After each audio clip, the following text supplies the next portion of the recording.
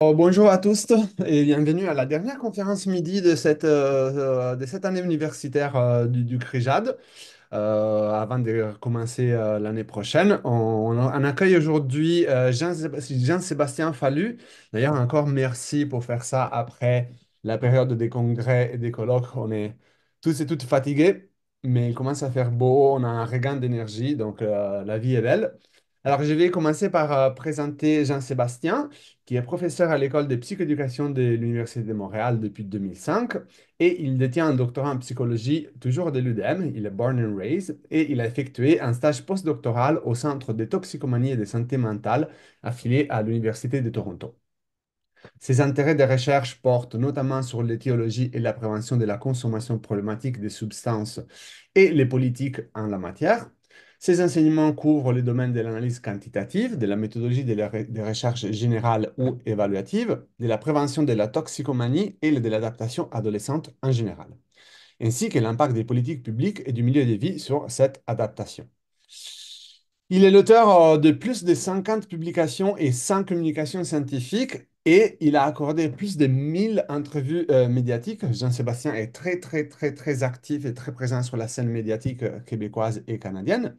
Il est aussi le fondateur de l'organisme Grippe Montréal, réalisation qui lui a valu d'être le lauréat du prix Force Avenir 2002 dans la catégorie Société, Communication, Éducation. Et aujourd'hui, Jean-Sébastien va nous parler des stigmatisations de l'usage des drogues, victimisation, déshumanisation et exclusion sociale morbide et mortelle. Et Jean-Sébastien, je te cède la parole. Merci Enrico. Oui, c'est vrai, c'est la période des congrès, puis en fait, c'est pas terminé. Moi, je suis entre l'ACFAS et un congrès de la Fédération Addiction en France la semaine prochaine. Ben, merci, bienvenue. Je vais partager mon écran. Pardon, ici, voilà. Ça fonctionne.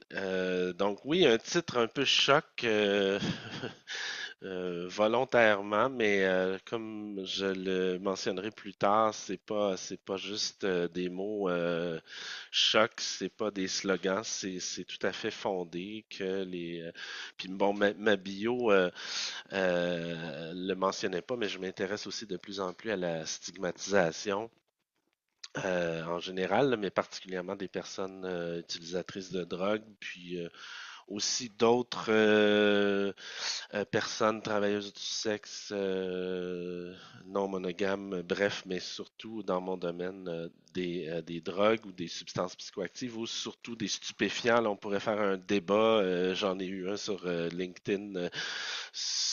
Le mot drogue d'une culture à l'autre ne veut pas nécessairement dire la même chose. Puis j'y reviendrai, mais c'est pas toutes les substances psychoactives, évidemment, qui sont stigmatisées ou toutes les personnes qui en consomment. Enrico m'a présenté du point de vue professionnel, mais depuis maintenant 2 ans, je dirais, euh, quand je fais une présentation, je donne un cours ou même dans les publications, de plus en plus, je fais ce qu'on appelle en anglais ma positionality. Euh, Il y a une raison pour ça, c'est suite à un dévoilement par rapport à ma consommation de substances. J'y reviendrai plus tard. Mais donc, il y a une motivation liée au sujet de la présentation aujourd'hui, qui est la stigmatisation ou en fait la déstigmatisation. Comme je disais, j'y reviendrai. Mais il y a aussi le souhait il y a une réflexion, puis c'est pour ça qu'on fait souvent la positionnalité, de dire d'où on part, nos perspectives, nos positions idéologiques sur plusieurs aspects. C'est sûr que quand on fait ça, on ne sait jamais où arrêter, là, mais il y a des critiques de ça. Les Foucault de ce monde n'aiment pas l'essentialisation des identités. Puis moi non plus, à vrai dire, je pense qu'il faut éviter de mettre les gens en boîte, mais je pense aussi que l'écueil, un des écueils, c'est aussi d'invisibiliser des réalités, des oppressions, des privilèges, Et puis, contrairement à ce que souvent les gens se disent par rapport à la recherche n'est pas complètement objective. Évidemment, il y a des méthodologies qui mobilisent la subjectivité, mais même les méthodes, les épistémologies les plus positivistes, quantitatives, ne sont pas complètement objectives, ne serait-ce que parce que on pose des questions, d'autres pas, on mesure des choses, d'autres pas, on fait des hypothèses, on choisit aussi des variables, des opérationnalisations de variables, des façons de les mesurer, des questions pour les mesurer, aussi des modèles d'analyse. Souvent, les méthodes statistiques, on voit ça comme une recette, mais c'est quand même plusieurs choix. Euh, J'aime beaucoup un ouvrage de Abelson qui dit Statistics as Principled Argument. Donc, il y a plein de choix qui font qu'on développe un argumentaire qui convainc ou pas selon qu'on fait des choix laxistes ou pas, même dans des statistiques.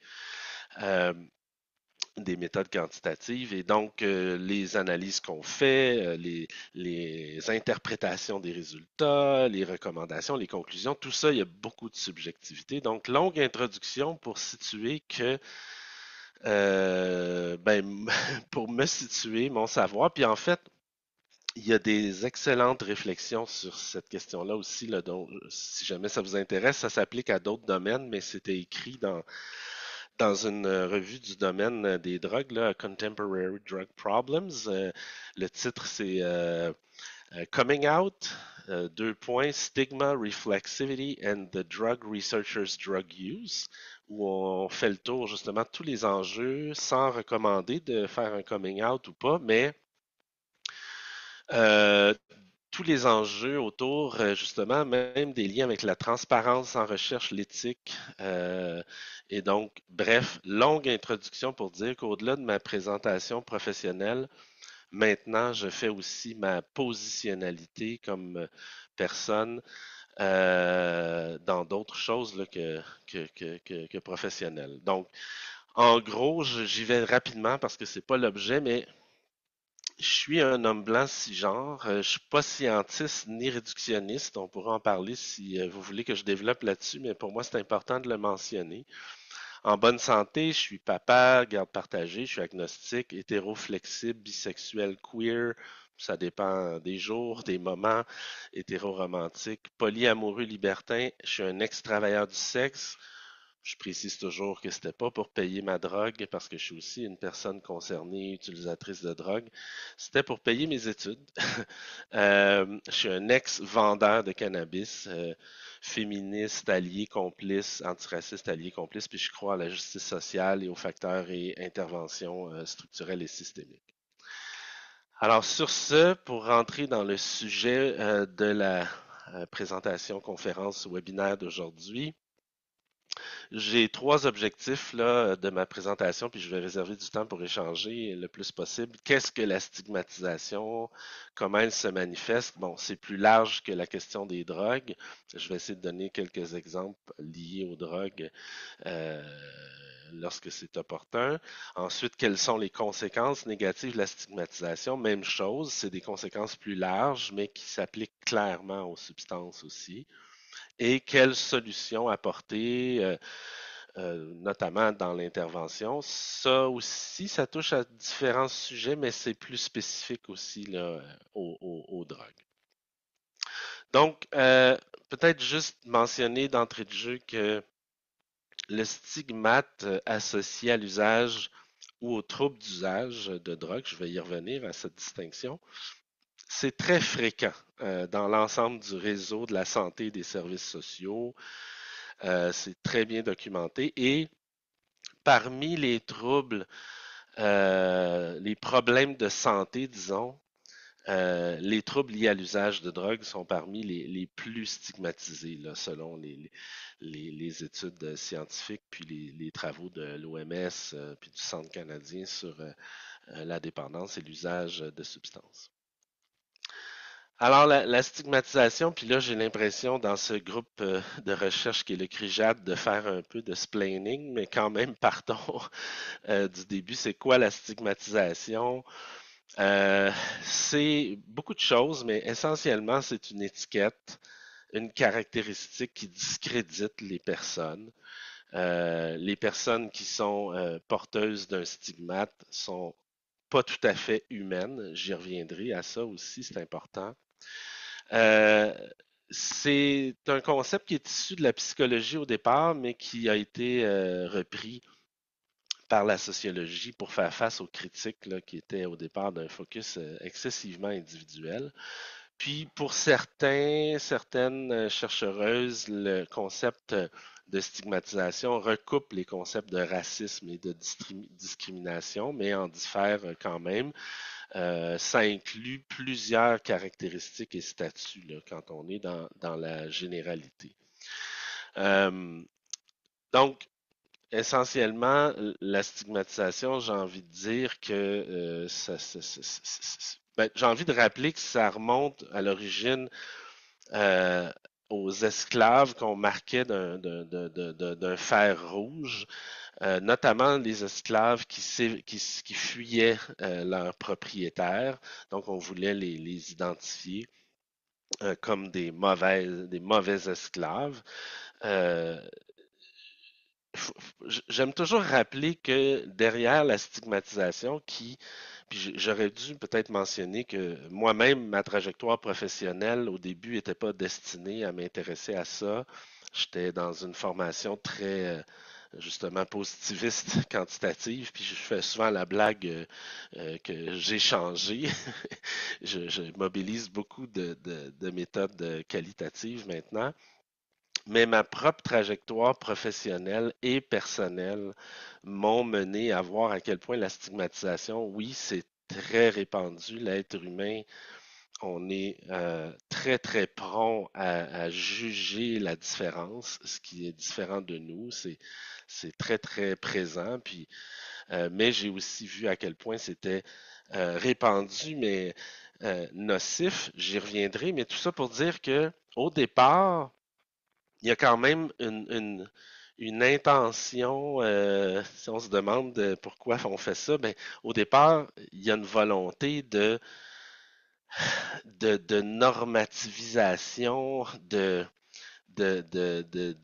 d'injonction, là, finalement, là, une logique injonctive de promouvoir des comportements qui cadrent avec les normes sociales qui reste dans le groupe ou d'exclure la personne si elle va trop loin. Mais le but, au départ, c'est positif, c'est de faire en sorte que la personne euh, euh, qui est hors norme revienne, reste ou revienne dans les normes. Bon, on peut juger si c'est positif ou ça. On verra que les effets positifs sont très, très, très rares. Là. Euh, mais peut-être rappeler qu'effectivement, l'étiquette qu'on pose aux personnes, c'est des étiquettes qui sont accolés à des personnes qui essentiellement ont des comportements en dehors des normes formelles ou informelles socialement. Je pense que c'est essentiel. Puis particulièrement dans le domaine de la santé et des services sociaux, c'est certain que moi je ramène souvent ça à ce- à cette question-là parce que la question des drogues, des troubles d'usage, c'est quand même des sujets qui sont le lot des services de soins et de santé là, dans le monde en général. Puis particulièrement, on voit que c'est aussi le cas là, il y a des parallèles euh, très directs avec les enjeux de santé psychologique, santé mentale. Mais dans le domaine, dans le fond, de la santé physique, mentale, incluant l'usage ou les troubles d'usage, ben, il y a tout un processus social à travers lequel se construisent ou se renforcent des représentations sociales, des stéréotypes. En fait, c'est ça qu'on fait quand on stigmatise. On pose un stéréotype sur des personnes, puis pour la question de santé et d'usage de drogue, ben dans le fond, on va stigmatiser, particulièrement des personnes qui ont des comportements où on va juger que le problème de santé il est évitable ou il est sous leur contrôle. On voit aussi que c'est pas tout à fait cohérent, là. Il y a beaucoup de comportements qui sont, disons, des comportements volontaires, évitables. Je pense au diabète de type 2, qui n'est pas du tout stigmatisé comme l'usage de drogue, par exemple. Puis finalement, au final, on va en venir qu'à caractériser des personnes comme étant des bons malades ou des mauvais malades ou des bonnes maladies puis des mauvaises maladies. Et encore une fois, c'est pas du tout quelque chose qui est cohérent. Euh, je pense que c'est important aussi de rappeler ou de souligner qu'il y a plusieurs types de stigmatisation. Dans la littérature, on en distingue au moins trois, là, de manière générale, qui ont parfois différentes appellations. On va parler d'auto-stigmatisation ou de stigmatisation personnelle quand les individus intériorisent ou appréhendent, là, anticipent les messages négatifs à leur endroit au sujet des personnes qui consomment ou qui ont des troubles. Faut toujours penser à ces distinctions-là, là. J'y reviendrai. Puis on le voit aussi dans les discours des personnes qui particulièrement ont eu un trouble, une dépendance, qui rapporte vraiment intérioriser les discours issus de la stigmatisation sociale ou publique, j'y reviendrai là, qui se disent dans le fond, je mérite pas d'avoir des amis. Je mérite pas d'avoir un emploi. Je mérite pas que ma famille prenne soin ou, euh, ou se préoccupe de moi. Je mérite d'être seul, isolé, puis à la limite de souffrir. Et il y a vraiment cette intériorisation des discours comme ceux-là, qui viennent, comme je le disais, de la stigmatisation sociale ou publique, qui est l'ensemble des attitudes ou des comportements négatifs envers les personnes qui consomment des drogues ou leurs amis ou les membres de la famille. Là, c'est pas seulement les personnes qui consomment, c'est aussi les amis, c'est aussi les proches. Je sais que le temps file, mais j'ai envie de raconter rapidement une anecdote. La congrégation des Sœurs Grises à Montréal, au début du dernier siècle, s'occupait des hommes alcooliques et c'était très, très, très mal vu socialement de s'occuper de ces hommes-là. Et les sœurs se faisaient dénigrer en se faisant appeler les sœurs grises parce que, au sens de griser, dégriser, d'être alcoolisé, intoxiqué, c'était une insulte et les sœurs, dans une resignification subversive, en ont fait leur porte-étendard et se sont auto-proclamées les sœurs grises. Mais oui, les proches, les amis sont aussi stigmatisés. Et donc, cette stigmatisation sociale, c'est l'ensemble des étiquettes, des images négatives dans les conversations de tous les jours, dans les médias, dans les séries télé, les pièces de théâtre. C'est les représentations très négatives de ces personnes-là euh, en général. Et il y a la stigmatisation structurelle, systémique, qui évidemment alimente les autres stigmatisations.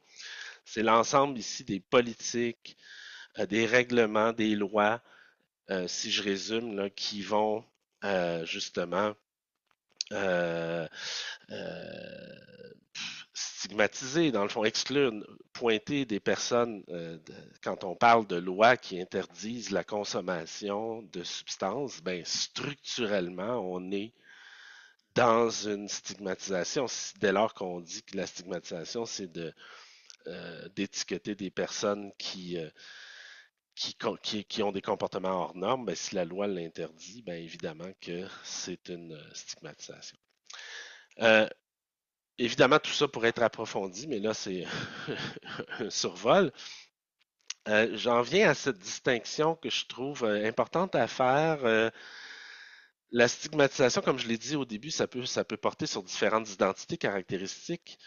Souvent, il y a des identités qui vont rester tout au long de la vie, qui changent pas. La question de la consommation, ce qui est intéressant aussi qui la distingue, c'est qu'il y a des usages, puis il y a des troubles d'usage, puis ça peut changer dans le temps. Donc, il y a au moins quatre catégories de personnes qui peuvent faire l'objet, là, puis la stigmatisation va émerger en fonction de différents facteurs et avoir différentes conséquences et prendre différentes formes selon qu'on est une personne qui a déjà consommé, mais ne consomme plus. Puis avant d'aller là, nommer qu'évidemment, il y a une distinction entre les substances, là. C'est pas toutes les substances qui font l'objet de la même stigmatisation.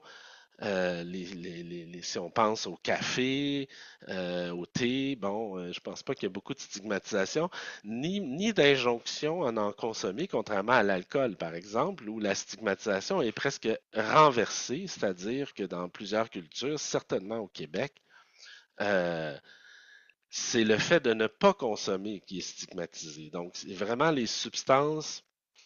Puis c'est pas juste une question de légalité ou pas. Le cannabis, ça va faire 7 ans bientôt qui a été légalisé au Canada, mais ça reste beaucoup plus stigmatisé que l'alcool.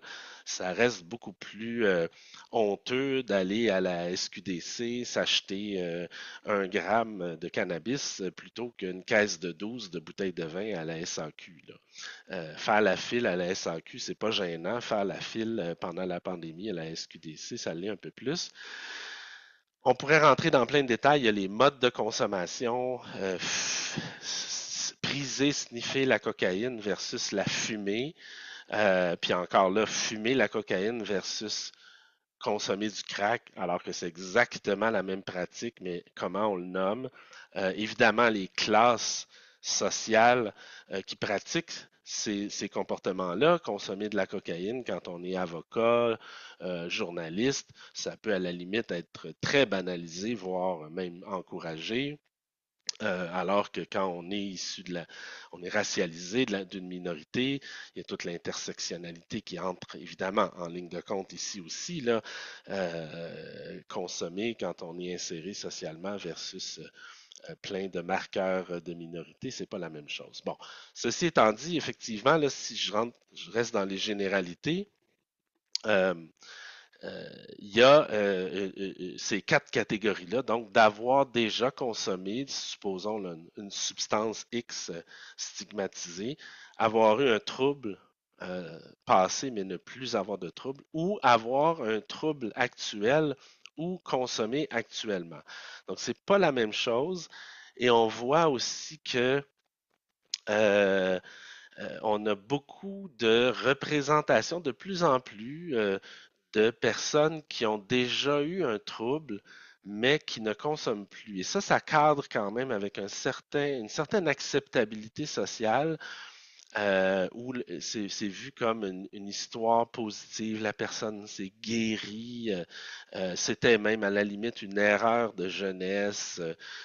Et même quand on en parle, souvent on va dire en anglais people with lived experience. Mais c'est rare qu'on va dire people with living experience. Puis quand je vois le NIDA ou d'autres grandes organisations inviter des personnes concernées, c'est systématiquement des personnes qui ont déjà consommé ou qui ont surtout eu un trouble, qui en ont plus et qui vont nous raconter souvent une histoire très négative. Les drogues, c'est mal à la limite, là. Donc, qui renforce même un peu la stigmatisation des personnes qui consomment de manière active et continue. Puis là, il y a toute la distinction aussi entre usage et trouble.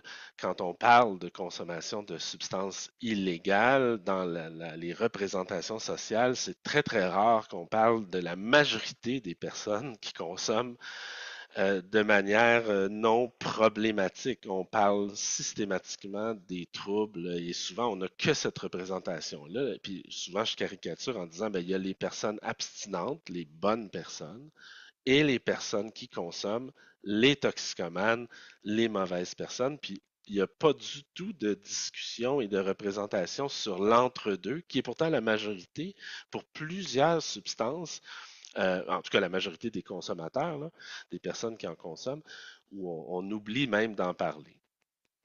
Euh, je poursuis là avec les mécanismes d'action. Ça aussi c'est très général de la stigmatisation.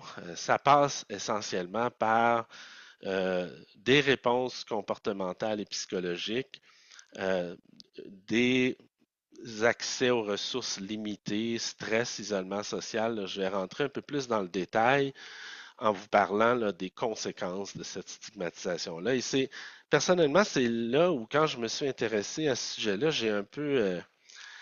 j'ai réalisé l'ampleur des dégâts.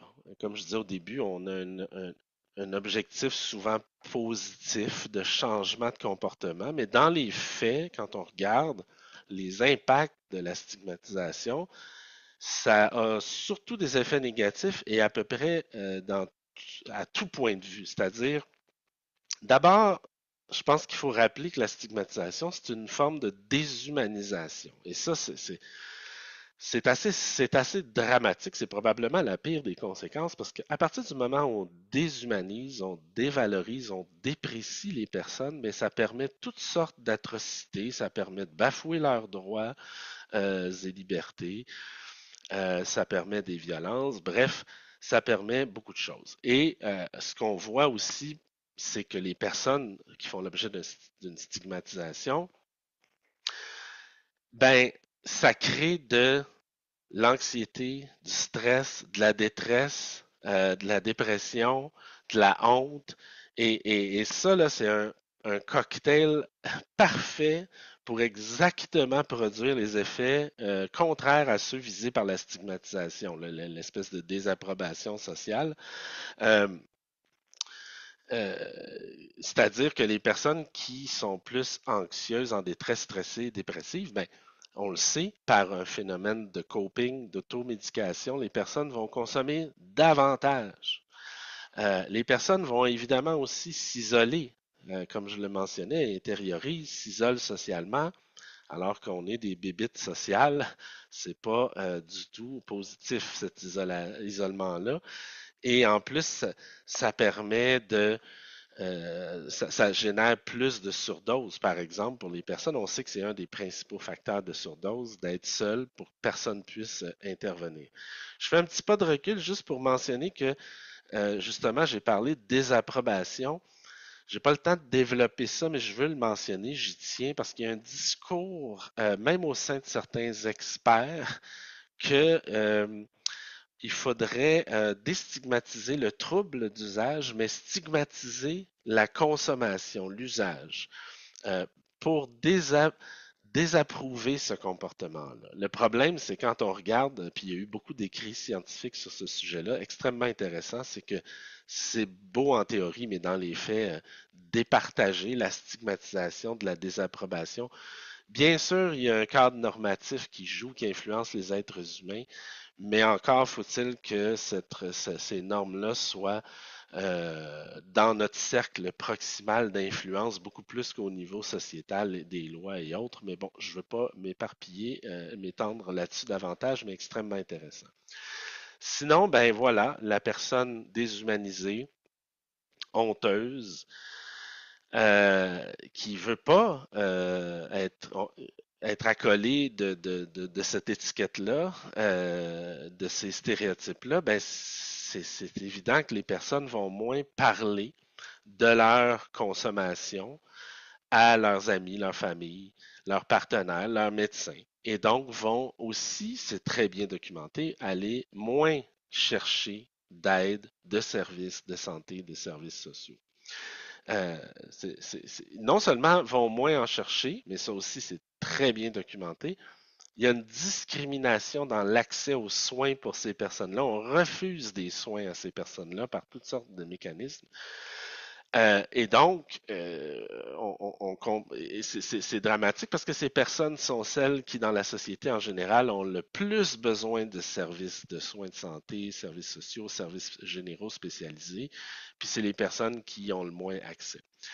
il y a non seulement une discrimination dans l'accès aux soins, mais aussi au logement puis à l'emploi. Et ce sont le logement et l'emploi les deux principaux mécanismes d'intégration sociale. Alors, ça fait juste renforcer tout le reste et c'est associé à plus d'itinérance, euh, de peines d'emprisonnement, de suicide, mais aussi, ultimement, de moins bons états de santé. Ce qui fait que certaines personnes, en fait, des auteurs ont publié une étude classique, le Hudson Buehler et collaborateurs, collaboratrices, dans l'American Journal of Public Health en 2013, un texte théorique qui propose que la stigmatisation se qualifie et doit être conçu comme à plein titre là, un déterminant social de santé.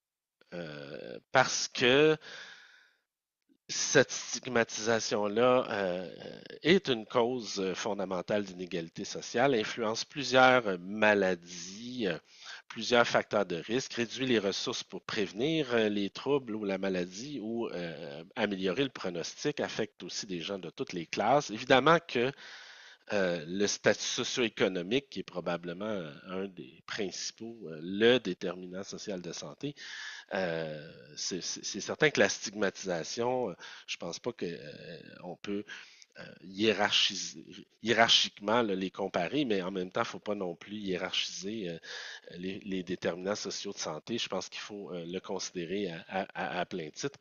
Et j'y reviendrai, là, j'arrive aux solutions. Mais ce qui moi, m'a beaucoup marqué, c'est que ces auteurs-là euh, euh, insistent pour dire que tant et aussi longtemps que dans les solutions, on va s'attaquer aux mécanismes par lesquels la stigmatisation s'avère ou se manifeste, ben ça ne réglera pas le problème parce que il y en a beaucoup de mécanismes, puis la stigmatisation va trouver son chemin pour avoir ses effets nocifs. Puis si on les bloque tous, ben, elle va s'en inventer d'autres. Donc, j'y reviendrai, ça a beaucoup de liens avec une des solutions au niveau des politiques. Donc, c'est quoi ces solutions-là? Et je vais terminer là, avec justement cette question-là des solutions.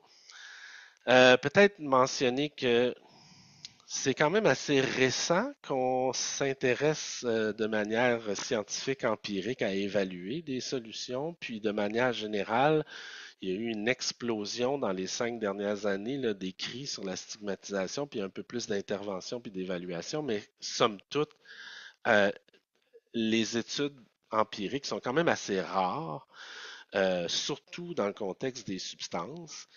Et il y a tellement de substances, puis de réalités, puis de contexte que c'est assez compliqué aussi à bien évaluer. Ça requiert une approche multidisciplinaire, là, anthropologie, psychologie, sociologie, épidémiologie, biologie, etc.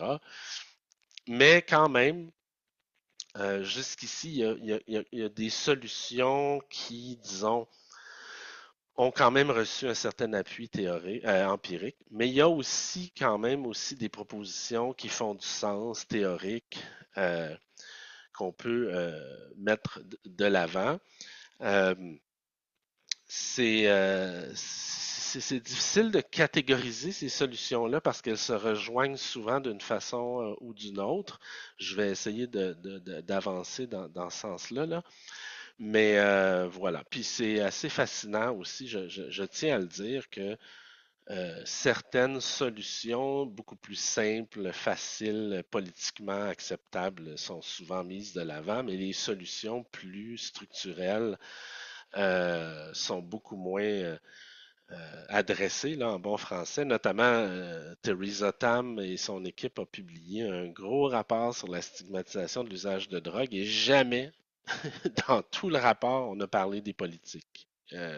Alors qu'on sait que c'est clairement une source de stigmatisation et une piste de solution.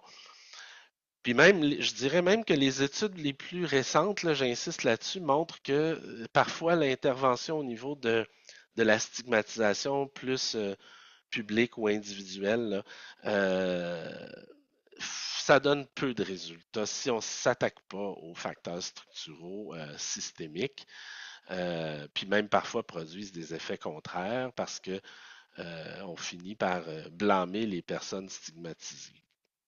Bon, alors quelles sont ces solutions-là? Évidemment, on pense à éducation. L'éducation, là, donner des informations factuelles pour corriger les fausses croyances, stéréotypes, mythes, attitudes, avec des formations qui visent à contrer les préjugés conscients, inconscients, implicites, euh, mettre de l'avant des pratiques et des soins fondés sur la connaissance des traumatismes, accroître la résilience, atténuer le risque d'épuisement. Ça aussi, c'est quand même limité, puis peut, dans certains cas, avoir des effets contraires. Certains ont proposé qu'on cadre la question, puis ça, je ne l'ai pas dit, mais c'est important de le mentionner. Là. Les solutions mises de l'avant, ça concerne surtout le trouble d'usage. Mais quand on parle de la consommation, encore une fois, la majorité des personnes qui consomment, on a encore moins de solutions, d'études évaluatives. Et donc, pour le trouble, ça a été scientifiquement cadré comme un problème de santé, une maladie du cerveau, Brain Disease Model.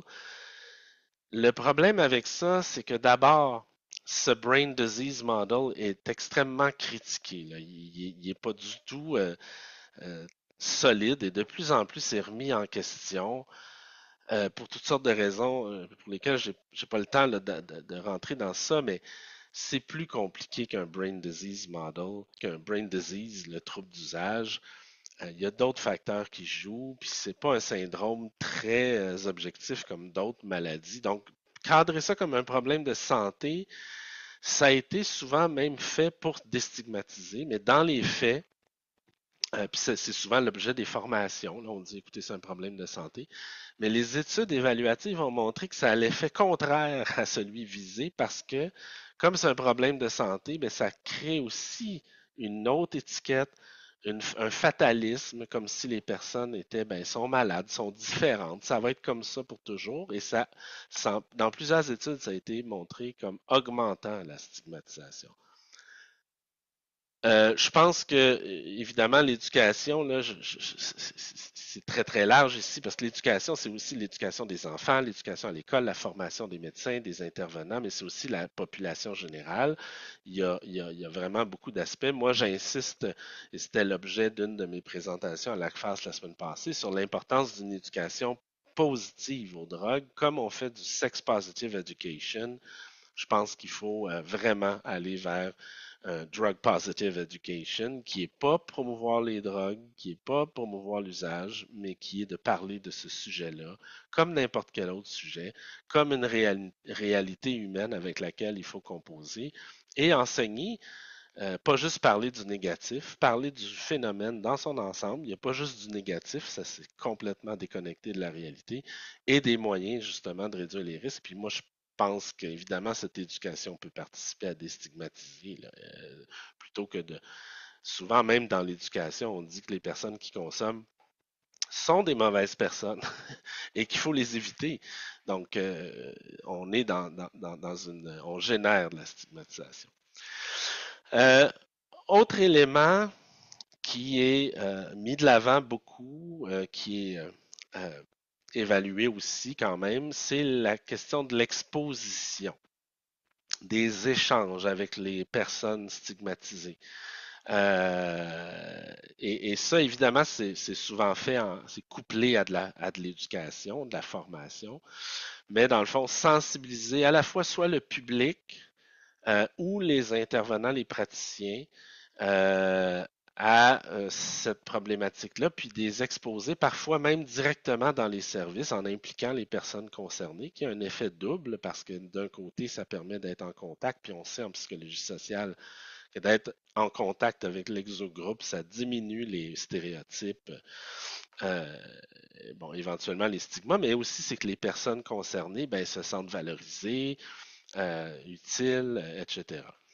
Euh, J'ajoute ici la question des représentations sociales.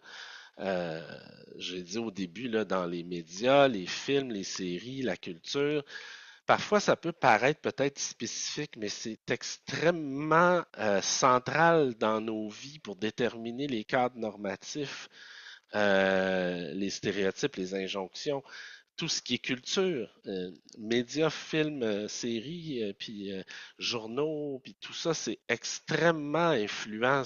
Puis évidemment, c'est aussi le reflet de notre société, mais ça va de pair, c'est bidirectionnel, mais ces représentations-là sont extrêmement puissantes et ça évolue. Je donne toujours l'exemple du cannabis. Il y a quelques années de ça, si dans une pièce de théâtre ou dans une série sur Netflix, il y avait quelqu'un, un personnage qui consommait du cannabis, ben c'était un trouble, c'était dommageable et c'était souvent l'intrigue. Et la fin là, de l'histoire, c'était la personne s'est guérie, puis donc bravo, youpi. Mais maintenant, on a au théâtre, dans les séries, des personnages qui consomment du cannabis, point. C'est une caractéristique d'un personnage, sans plus. Et évidemment que ça a des influences. J'ai un collègue, homme blanc, cis, avec à peu près aucune oppression, qui disait, mais qu'est-ce que ça change, ça, les représentations sociales? Évidemment, quand on est toujours représenté partout, on oublie peut-être parfois ce que c'est de ne pas l'être. Euh, c'est puissant, là, je ne veux pas insister trop de temps là-dessus, je vois l'heure qui avance. C'est puissant les représentations sociales, puis c'est pas pour me flatter, mais je veux raconter une anecdote qui l'appuie, là, cette idée-là. J'ai une étudiante qui était en troisième année de bac dans mon cours et ben, je vais plutôt raconter avant mon propre dévoilement, là. Euh, puis j'ai pas le temps non plus de rentrer dans ces détails-là.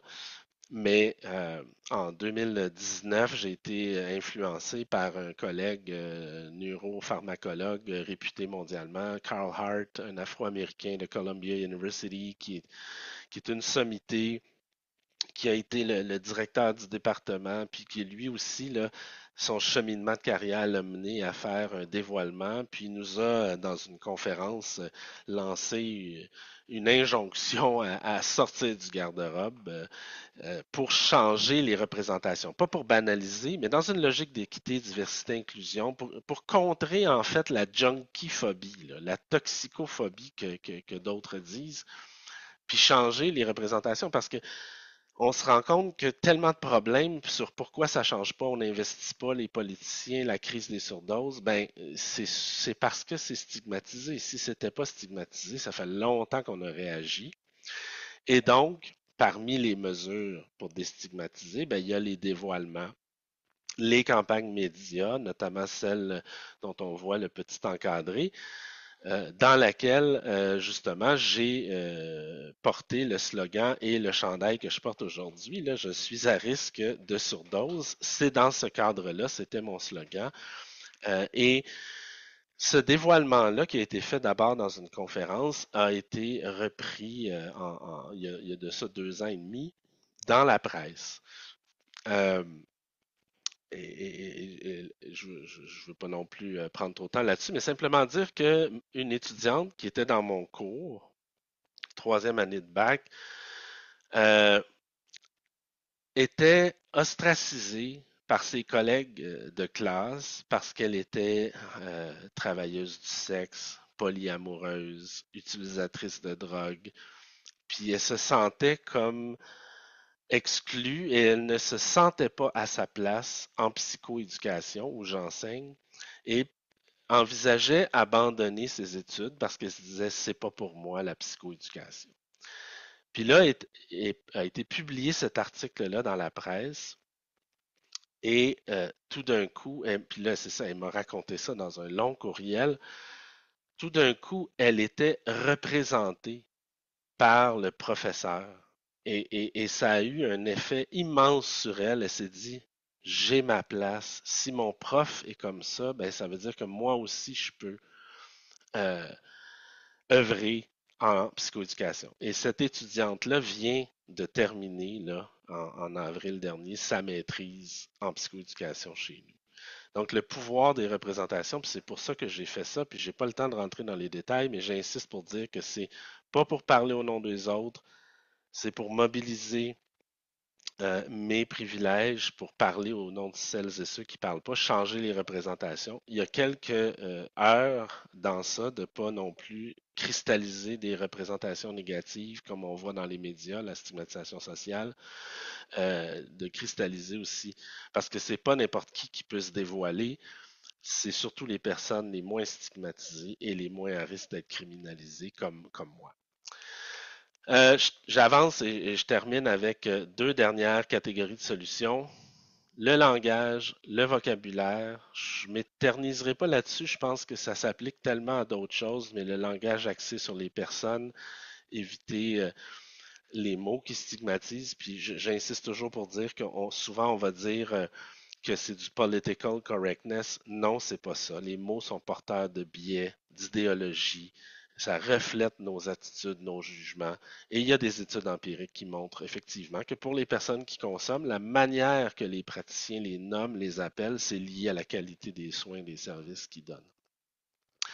Je veux juste mentionner que c'est pas juste les mots et le vocabulaire, mais c'est aussi de ne pas exagérer les connaissances scientifiques médicales sur les drogues. Et ça, c'est extrêmement répandu. C'est même, euh, ça aussi, c'est un vaste sujet, là, mais la science sur les drogues, elle est politisée. Et on a nié beaucoup, on n'a même pas étudié les bénéfices, les côtés positifs, alors qu'il y en a. Et on a, c'est bien documenté, Carl Hart l'a bien fait dans des publications, on a exagéré les dommages, les risques, les dommages au cerveau, les conclusions des études. Et ça, c'est extrêmement néfaste parce que c'est sûr que si on exagère et donc si c'est extrêmement nocif, toxique, ben quelqu'un qui fait ça, ben il est vu comme quelqu'un qui fait des mauvais choix. Ça nuit à ça. Et il y a tellement d'exemples là-dedans, même dans les campagnes gouvernementales de sensibilisation. Le gouvernement du Québec pour le cannabis a enfin abandonné son slogan qui était pas de risque à prendre. C'est stigmatisant. S'il n'y a pas de risque à prendre, le gouvernement le dit, puis toi t'en prends parce que tu consommes, ben on va te juger. Et donc, il faut faire vraiment, vraiment attention. Euh, Surtout que j'en suis venu à conclure que la stigmatisation de l'usage de substances est plus nocive que l'usage lui-même. Et donc, c'est pour moi la priorité avant tout, même avant de parler de réduire l'usage, il faut parler de réduire la stigmatisation. Puis de toute façon, des comportements risqués, il y en a d'autres dans la sexualité, puis on ne parle pas de réduire la fréquence de sexualité, puis personne ne s'émouvoit du nombre de fois qu'une personne a des relations sexuelles ou se masturbe dans une journée, ou presque en tout cas.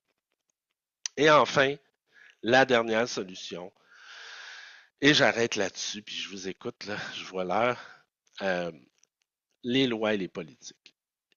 Si on ne change pas les politiques, la stigmatisation va continuer, ça va être encore une fois pire que ce qu'on veut prévenir par les lois et les politiques. Euh,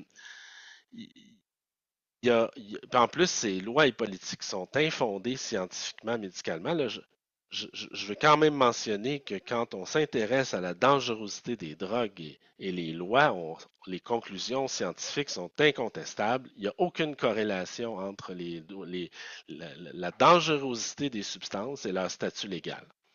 Ce qui détermine qu'une substance est légale ou pas dans une société donnée, c'est pas la pharmacologie, la science, l'objectivité, puis la dangerosité. C'est la politique, l'économie, la culture et le racisme. C'est l'histoire de la prohibition en est remplie.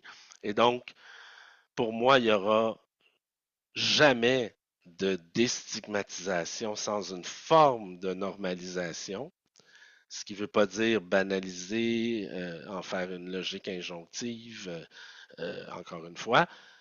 Puis il n'y aura jamais de normalisation sans changement législatif. C'est impossible. On ne pourra pas y arriver. Euh, et je termine en disant que c'est pas juste les lois, les politiques, c'est aussi les règlements, puis les politiques internes dans les services de soins, santé, les ordres professionnels, où il y a beaucoup parfois de lacunes pour les personnes qui consomment des substances ou ont des troubles. Alors, je me tais, j'ai assez parlé. Merci pour votre écoute.